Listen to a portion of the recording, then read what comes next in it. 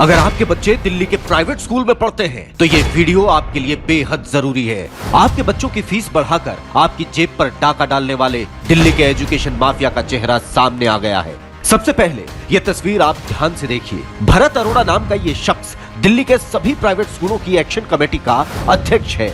ये action committee सुनिश्चित करती है कि प्राइवेट स्कूलों को पेरेंट्स से मोटी फीस मिलती रहे।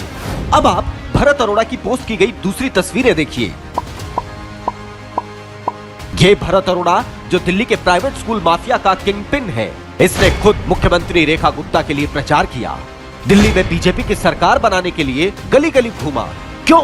क्योंकि इसे किसी भी कीमत पर दिल्ली में बीजेपी की सरकार चाहिए थी, ताकि प्राइवेट स्कूल मनमाने तरीके से जनता से अनाप शनाप फीस वसूल सके।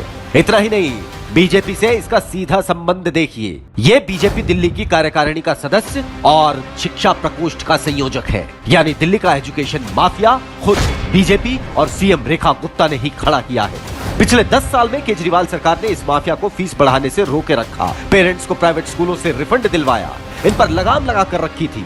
इसी वजह से ये बार बार केजरीवाल सरकार के खिलाफ कोर्ट में जाता रहा, लेकिन इनकी एक न चली। और अब जैसे ही दिल्ली में बीजेपी की सरकार आई, वैसे ही दिल्ली के सभी प्राइवेट स्कूलों ने धड़ल्ले से फीस बढ़ा दी। कुछ स्कूलों ने 80% तक फीस बढ़ाई। न कोई उन्हें रोकने वाला है, न कोई टोकने वाला। बच्चों को फीस न देने पर जलील किया जा रहा है, रिजल्ट तक रोके गए। मेरे को क्लास में बैठने नहीं दिया जा रहा। बोल रहे पहले फीस दो, उसके बाद हम बैठने देंगे। पेरेंट्स सवाल पूछते हैं तो उनके साथ बदसलूकी की जाती है। प्रिंसिपल बात तक करने को राजी नहीं।